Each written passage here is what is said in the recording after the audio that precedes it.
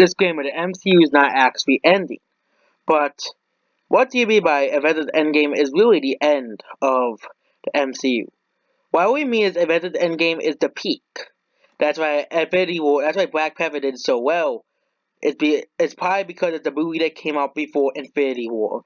Infinity War was extremely successful.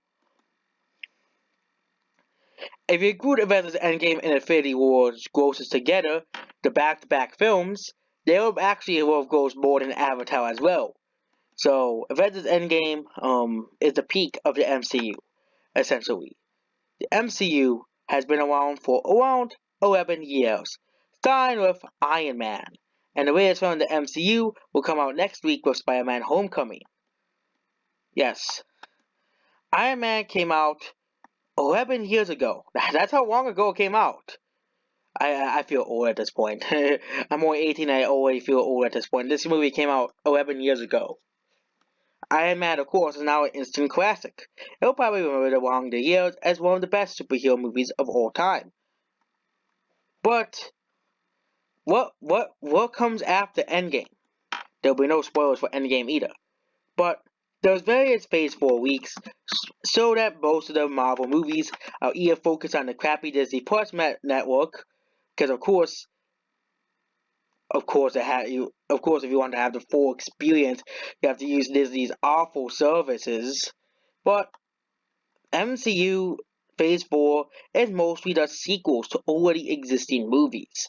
And we all know most of the times, sequels usually do best. Let's look at how Ant-Man 2 is worse than Ant-Man 1. Sometimes sequels do better.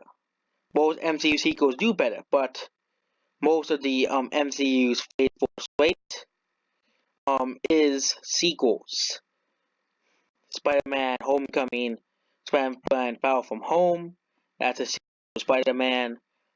Another Ant-Man movie, yes, we can't afford an Ant-Man movie. Doctor Strange 2, let's say when we go down. Another 4 movie, I guess. They're making another 4 movie already. Black Widow, The Eternals, the only new character being introduced is Shang-Chi, and of course, and Nova, and of course, again, a crappy Captain Marvel sequel. And New Avengers, Young Avengers, and Dark Avengers. And they also explained they want to remove a decade-old saga in favor of sort of mini-arcs.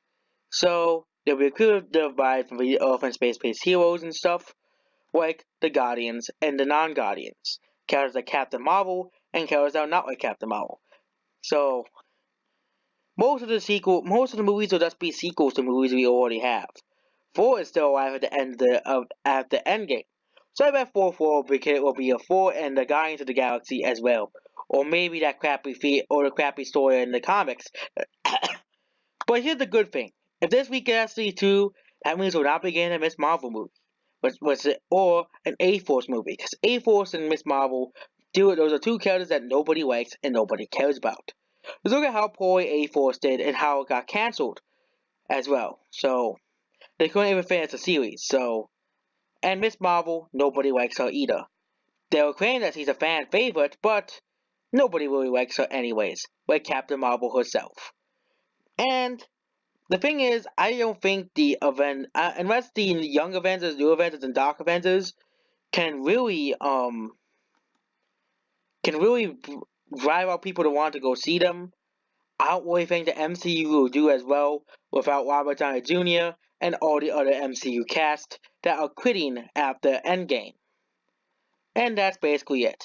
It's just because the new cast probably might not be as liked as much as the old cast. And also probably Captain Marvel will be shoehorned into every movie as well. Which will be definitely a negative as well. Because Captain Marvel is a terrible character alongside the actress who plays her.